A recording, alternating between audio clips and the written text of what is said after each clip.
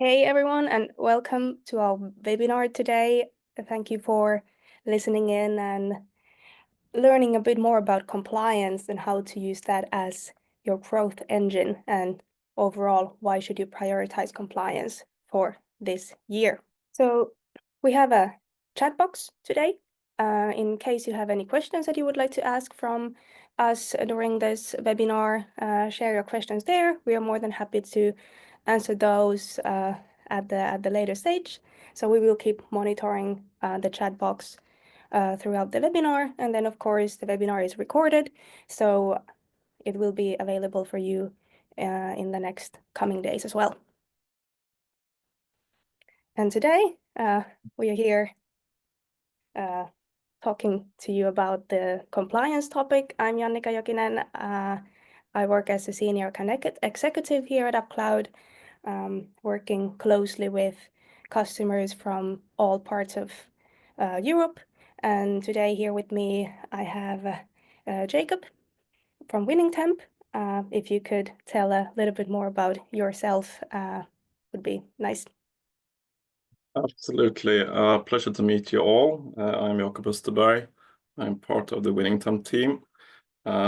Winningtemp, you might or might not know, we are an employee analytics tool, which means that security is of the utmost importance for us. I've been part of Winningtemp since we started back in 2014. I run corporate development here. And in that is our ISO certifications, our Schrems 2 compliance, but also the legal parts of what we do deliver. So that's me, and really nice to be part of this. Yeah, thank you, Jacob, and likewise, really nice to be having this chat today with you. And I know we've been collaborating for quite some time with Winningtemp together with UpCloud. So maybe you could tell a little bit more about that before we jump right into the compliance topic as a whole.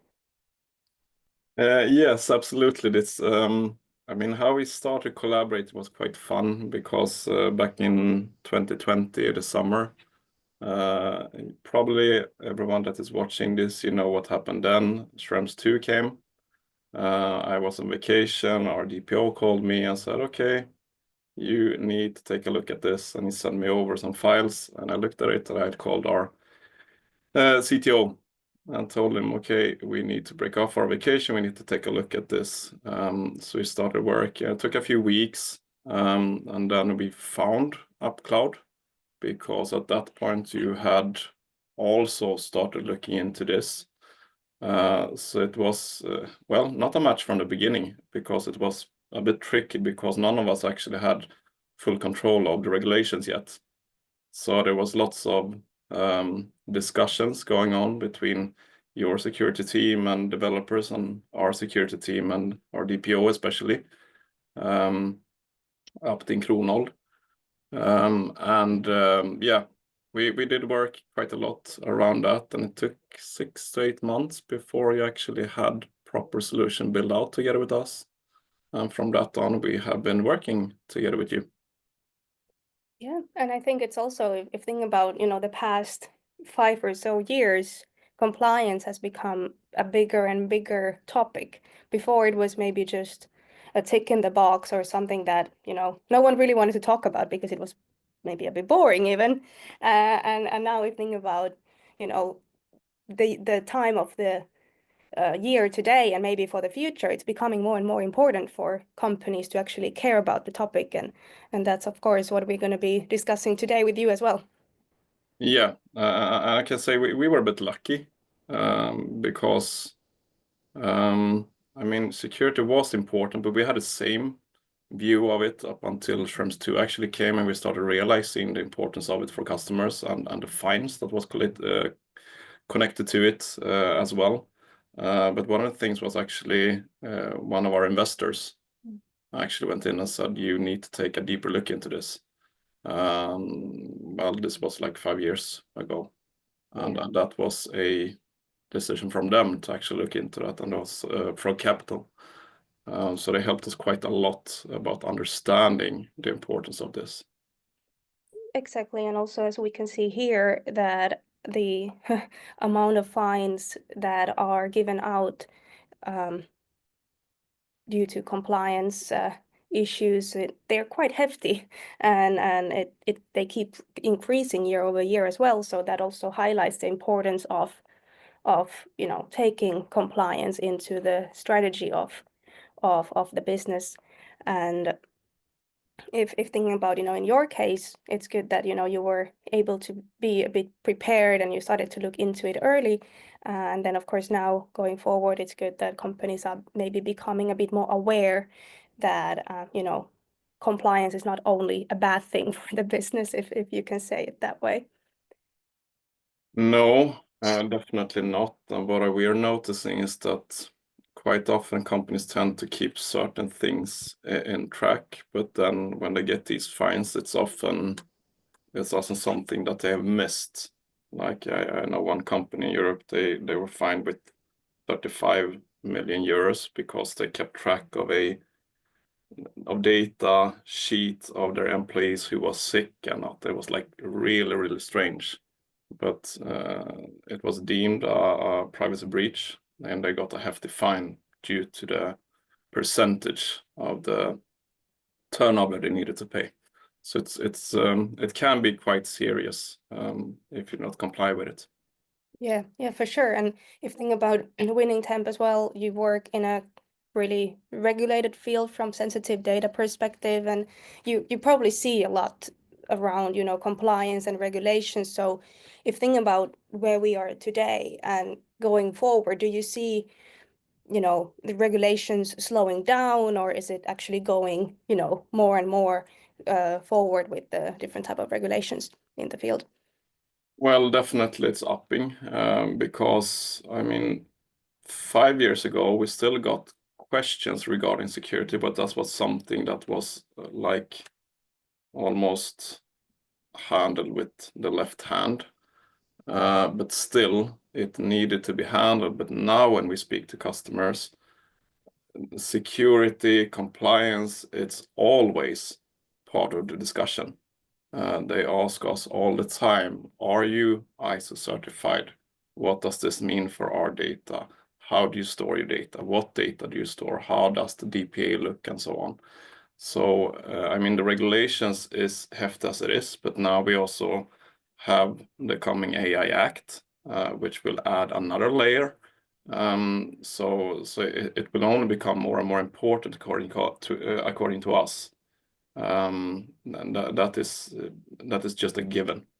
Yeah. Um, Yeah, and also when I speak with customers from different fields, some of them are from more regulated fields and some of them are, from not so regulated fields, but you can still see the trend that end customers are also becoming more aware of their rights and more interested in how my data is stored, how the security is handled.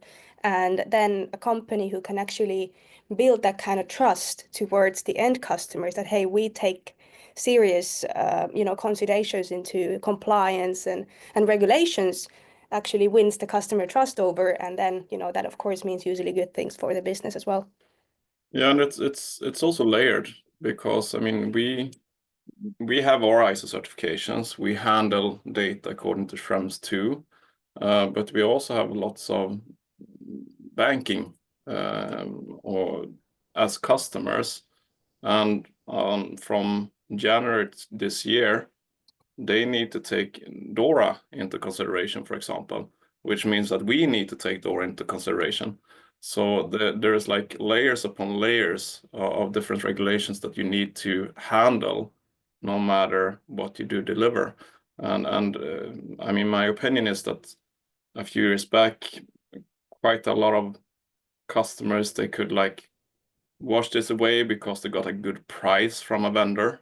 But now they do not dare to do it, or at least it's starting to become that way.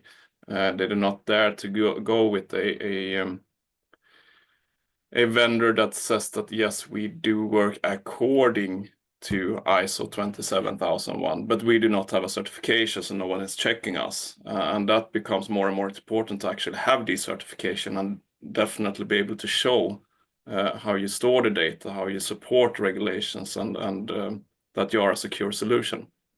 Yeah, yeah, for sure. And if we think about that more, as you know, from also from this slide, you can see that DORA, as you mentioned as well, is something that is now uh, needs to be implemented for certain companies and so forth. That you know, the regulatory landscape is changing all the time. There is new regulations that you need to be aware of. You might not even know what does it mean for your business at first, and then you need to start, you know, investigating that, you know, how a company can actually stay up to date when everything is constantly changing in terms of regulations and compliance side of things. Yeah, and that's another thing. I mean, we're lucky. We have a really good DPO. We have security officers and so on, so they keep track of this. This is part of the ISO. But I mean, it's moving quite fast, and also what is happening in the world, it will make it happen even faster, according to me, or according to us as at least. I mean, for us, security is one of our main targets as a company, because we realize how interconnected it is with us thriving as a business. If we do not have the security, then we would be in a bad shape, according to me.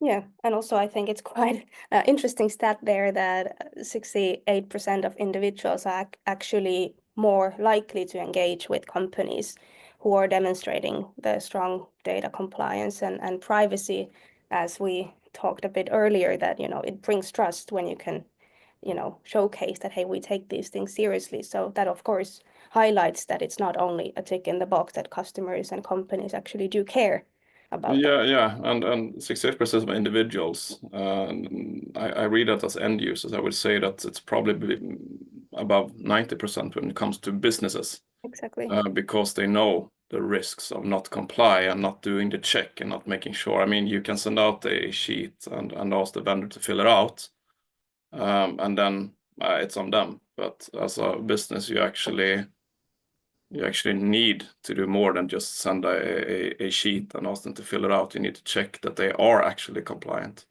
So more and more becomes also valid when it comes to how the companies do work and how the companies track this. Yeah, yeah, for sure. So often we see now companies of at least a little bit of a larger size, they always have a security process, no matter what. It doesn't matter which vendor they take in and what they will deliver. They have a security process that does track all of this. Yeah. And then as we as we've been discussing about the importance of compliance and how, you know, that brings you trust also within your end customer and your target audience as a business, but then also thinking about that, you know, usually compliance and data breaches and those kind of things are not really a topic that you want to be known for or being out there in the news. So as you know, we've been seeing sometimes that it's not really the publicity that companies might definitely want.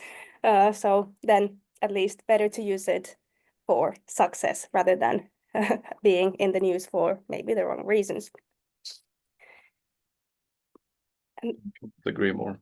yeah, and then I think this is something that we can probably both, and also some of the listeners probably relate to, that sometimes when there is, for example, a compliance certification that is missing, that it's hard to win the customer over, even if you say that you comply with the regulations and the certification rules. So 29% of organizations have actually lost a new business deal because they weren't having a certain compliance certification. So it's actually quite a big number.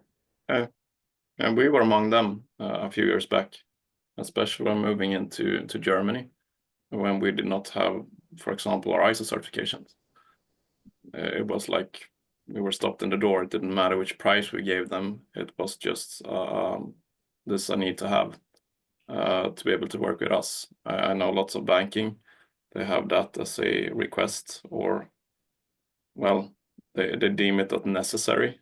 If you are not ISO certified, you cannot work with us. If you do not keep track of the data according to Schrems 2, although we have other regulations in play right now, but you cannot work with us. Yeah. And I've experienced the same also at UpCloud a couple of years back when, we were in the process of getting our ISO certification. It was like everything is amazing, but we can't pick you because you're missing the certification. Luckily, that's not the case anymore. We also have the certification and have had it for quite some time already. But of course, it's especially when you work with customers, it's sometimes sad that everything else is aligned really well, but then just due to a compliance certification, you can't work together. But then, of course, that's understandable when, you need to take compliance into, into the thoughts in the decision-making process. And then, of course, as we've been talking quite a lot today about trust and credibility and what does it mean to showcase compliance and security towards your end customers.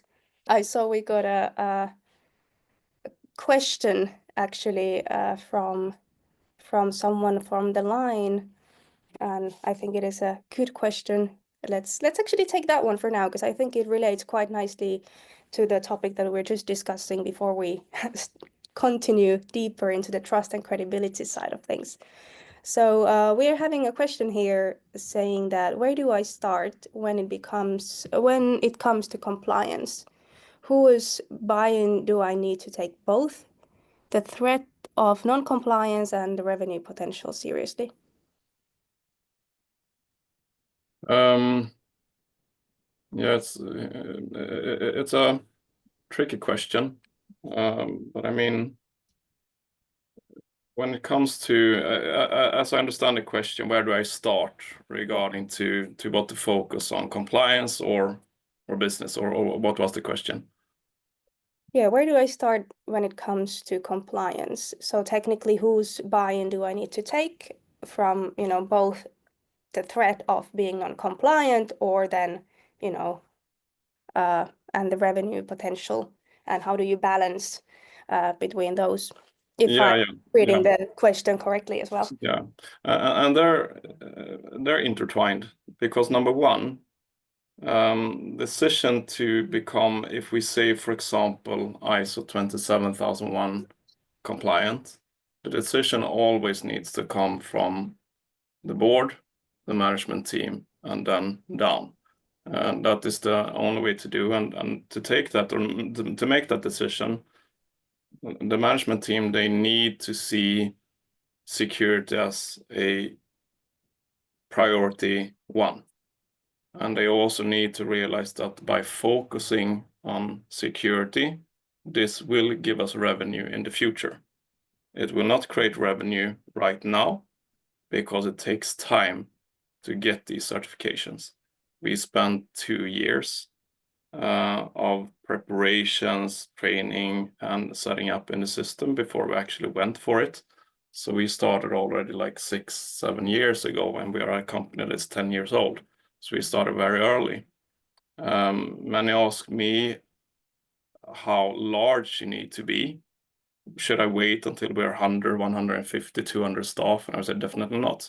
It's much easier to actually make sure that you're in compliance when you're a smaller company, a smaller team, because then it's easier to change the processes, to change and add policies and so on, make sure that everyone works according to them. So, I mean, revenue, it must always come as number two in that decision to work. Security, that needs to be a decision that is made specifically that you want to work and secure your customers' data. Revenue will come by that. Yeah, and definitely I've also seen cases where the compliance is playing into the company's favor when they're growing. So especially when they're expanding to new markets and they are already compliant with the regulations and they're maybe expanding to even more regulated industry, industry or region, that they are actually, stepping up, the process of winning new customers because they don't have to start from scratch when they are already compliant. before Yeah, doing so. 100%. And another add-on that comes with working according to a, for example, ISO process is the add-on help that you get regarding other processes as well, because this is a ISMS system that is called ISO, but ISMS helps you as a company to follow processes. So it's tricky and it's hard, but I can say it's definitely worth it if you have the funding to actually do it. Yeah, for sure. And I think, well, we touched upon a few of these things already, but if thinking about, you know, being compliant and taking security at the core of the business strategy, if that's the way you decide to go, then of course there is a lot of different benefits for the business, as well as, you know, seen here on the slide as well, that when you don't have to fight against those kind of compliance battles, as we were discussing before, that if you're, you know, the sales cycles are usually faster due to the fact that you don't have to convince that you need to get a certification or so forth. And then of course it decreases churn in my perspective as well, when companies are having that kind of trust that their you know, data security and all those kind of aspects are taking seriously. I can say the accelerated sales cycle, that's twofold. Because number one is that, of course, the security check goes much faster. Yeah. Because you can show the certifications, you can show that you work according to GDPR and, well, Schrems 2 and the coming Schrems 3 probably. So that's one thing. But the other thing is that when you are certified works according to an ISMS, this also makes the organization be more of a learning organization. So the sales reps, they have more trust when they speak to customers about how to handle these questions. So sure. so that's the second part of this twofold well add-on that you actually get. Decrease in churn I can also well definitely, because especially in our industry, is quite few companies that are certified, which means that that is always something that both in sales cycles, but also when it comes to churn, companies tend to think that security is actually quite important now. They didn't 6 years ago. Exactly.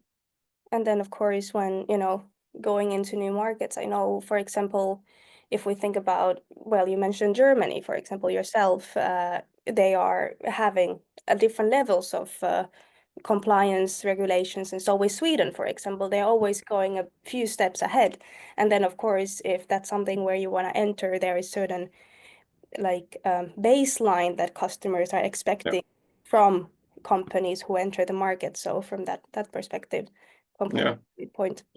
But for us, Germany was closed until we got actually the ISO 27701 certification.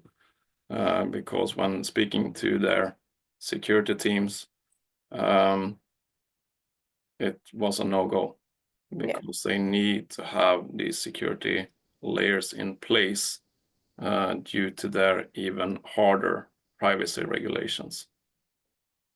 Yeah, so then of course, no matter how great you are, if you're missing those certain key elements, it's a no-go.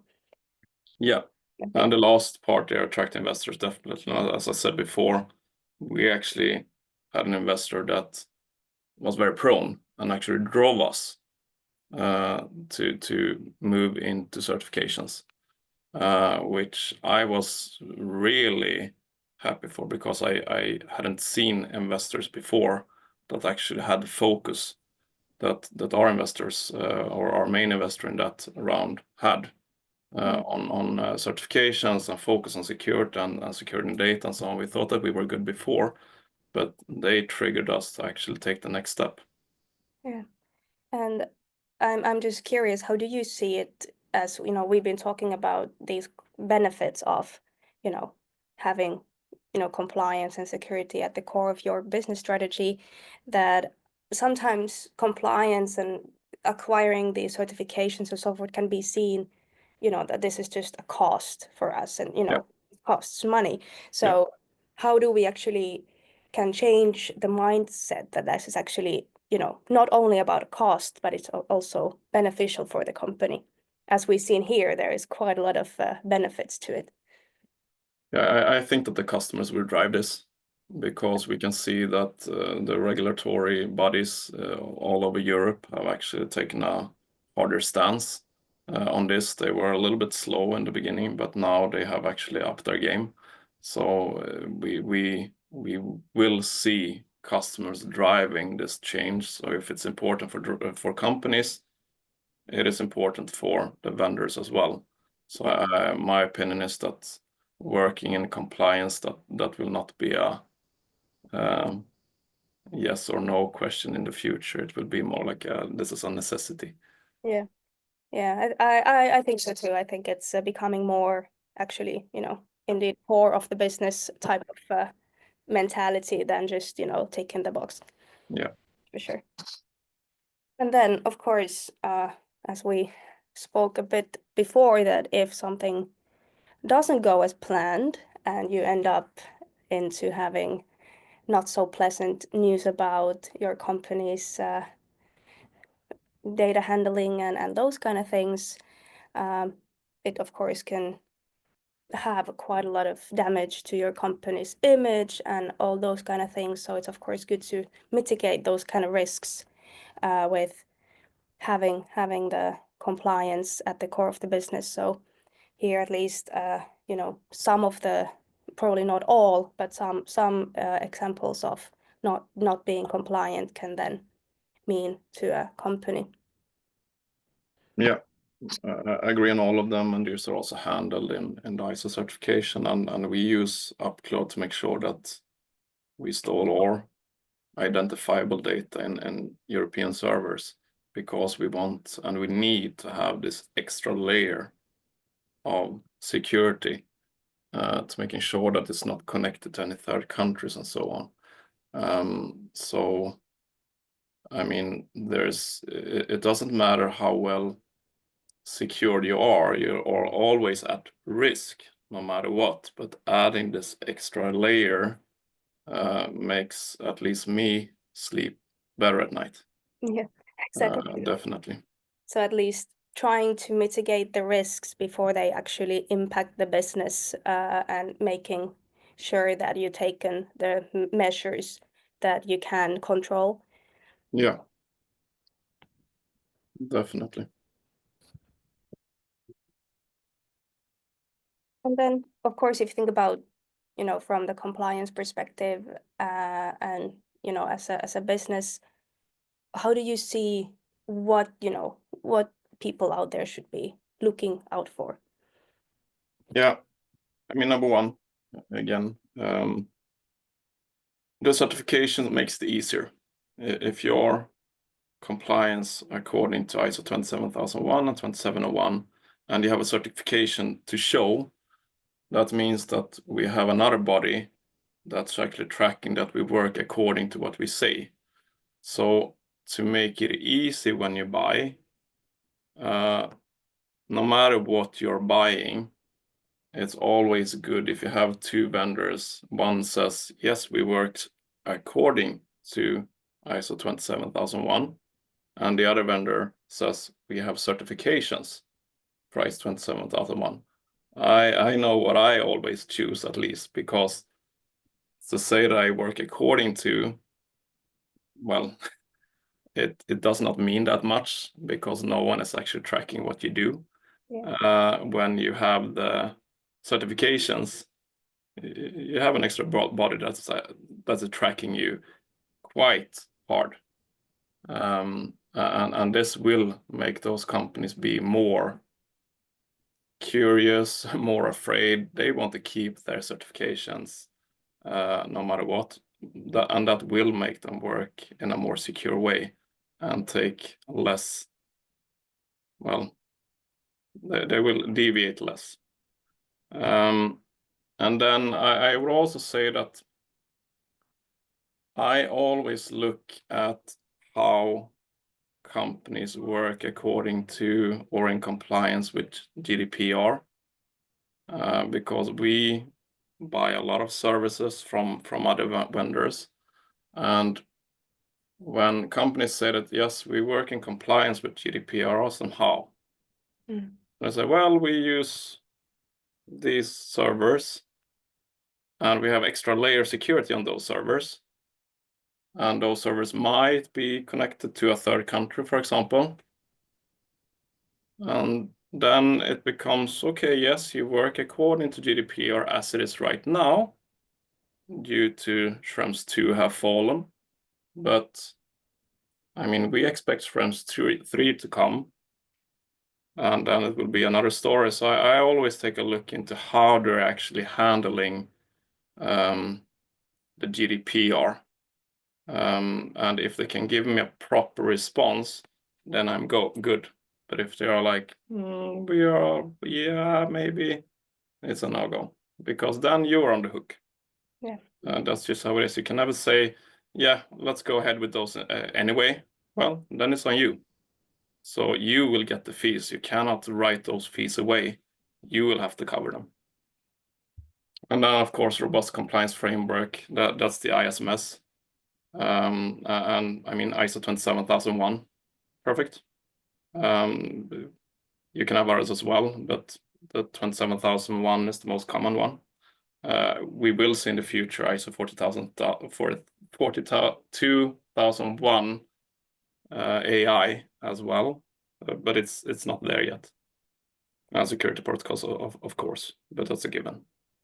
Yeah, and I think it's overall comes down to the building trust, because if you can already, showcase this beforehand and be open about these things, it usually means that, you don't have nothing to hide in that sense. So definitely something that probably is good for building trust, especially in the buying process. Yeah, and if the vendor can tell you with a straight face, Exactly, then it's usually okay. But if they're like, oh, then take another look, no matter what you're buying. yeah, agreed. Good. Then it's time for more questions, and I can actually see we have another question on the chat. So it's more regarding AI, which is of course a hot topic currently, I guess, everywhere. So we are getting a question regarding it. What impact is AI having on compliance? Oh, you have another hour. Yeah, this is another story. I mean, we have the AI Act that is coming. All companies will need to have an AI policy that tells how they will work. All companies will need to deem themselves as a AI-driven company or not, if they are high risk, low risk, and so on. It will be messy, but again, if you are already working according properly to GDPR, making sure that personal identifiable data is stored in a correct way and hashed and so on, then you're on your way. But it will be messy for a while, because how I see it is that AI and regulations that will be connected to AI, it's almost when GDPR was released in its current form back in 2000 and what was it, 16? I know everyone was just like, everyone read the regulations by themselves and had different reads of it. Today, GDPR is quite, my opinion, quite good. It's quite straightforward. I mean, you can always discuss with different legal firms and so on, but I would say that AI and AI regulations is like GDPR were in the beginning, especially when it comes to how fast AI is moving at the moment, and where those servers are stored and how it's used, and if the GPTs are closed in or not, if they are connection to other servers. Yeah, Yeah. Well, again, we can spend another hour only talking about AI, and I can bring in our CPTO that is working with this. But interesting times ahead, definitely. Yeah, for sure. AI is changing the way we do more or less everything, I guess, for the future. That's to be seen how much. Then a bit more political question. Yeah. With Trump back in power, what implications can European business expect for compliance? Does this pose additional risks for European data? Yeah, again, a twofold, because number one is that we expect Schrems 3 to come due to this. Today, we're leaning heavily on one specific decision based on the Biden administration. So that will likely fall. We will be back at 0 again. That was also why it was very specific that we are to keep the setup as we have it with Schrems 2, which means that we're using UpCloud for all identifiable data to make sure that we work according to this. So that is one thing. The other thing is that in the US, I see the regulations regarding AI will be lesser because they want to speed up the development. They are looking at China and so on. And it will be interesting to see how Europe will react on this. Will they read AI as strict as it is now and let US run even further ahead? Or will European legislation loosen up just regarding AI, for example? So that will be really interesting to see. But the biggest impact, according to me, is that we will see, well, either back to Schrems 2 or a potential Schrems 3. That is what we see in the near future, at least when we look at the crystal ball. Yeah, yeah, we have time for a few more questions. There is another question, an ISO 27001 from I don't know how to read that, IAF or non-IAF organization is good enough too? I cannot speak specifically for IAF, but I would say that if you have an ISMS or a PIMS and you work according to that definitely take you a long way. If you also have a separate body that does the audits for you, then definitely I would say that will cover. But when it comes to ISO, it's the audits that actually keep track that you are working according to your ISMS and PIMS. And as long as you have that, I would say definitely. If it's not part, if the audits is not part of it, it's hard to see here because I'm not that well read in on IF. If the audit is not part of it, then I would say a bit more problematic. But of course, you can work according to ISMS and be really good at it. Definitely, and that's a good start. But if you are doing that, then I would probably go for an ISO certification no matter what, because then you also have the branding and the stamp on it. Yep. There is 2 more questions, rather quick ones. Of course, there's quite a lot to talk around them, but maybe we can keep them quick. So how is UpCloud helping to make sure we are compliant? Well, this is maybe a bit for both of us, for us or me, more from UpCloud perspective, maybe for you a bit as a customer of ours perspective. But of course, us being headquartered in Finland and European cloud provider, we are obligated by law to also comply with European standards, and also if you use our European data centers, the data stays within the data center that you choose. So from that perspective, you can guarantee for your end customers as well that the data is located in the country that you decide. And not supported from third country. is also important to note, because that's usually what you fall on. Yeah, I use these servers. Okay, are they connected to a third country? Well, we do have potential support from it. Then it's a bit more problematic. Yeah. And then I think one last question is regarding to actually, no, something happened with the Q&A box. I'm sorry. But yeah, now I see it. Sorry. As a startup, how much effort should I put into cloud compliance when, for example, hyperscalers are financially speaking quite beneficial? So I guess it's again a bit of then against, do you go with compliance or do you go with what's the most beneficial in terms of, getting free credits and so forth as a startup? Yeah, if I were to do my or our journey again, I would probably focus even more. I mean, we started focusing on this maybe 3 or 4 years into the journey. I would probably start even earlier. Today, I have much more understanding of what is needed.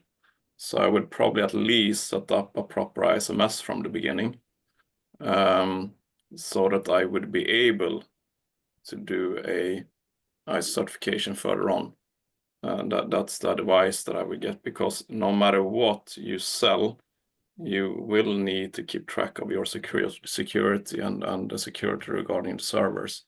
That will always be part of it, no matter if you're small or big.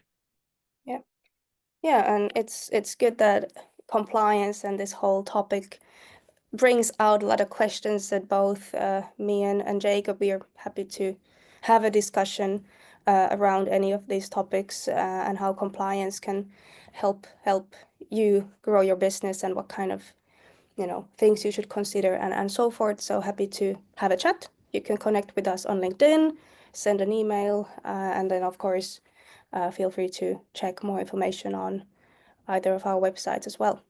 Yeah, and of course you're free to connect with me privately on LinkedIn as well.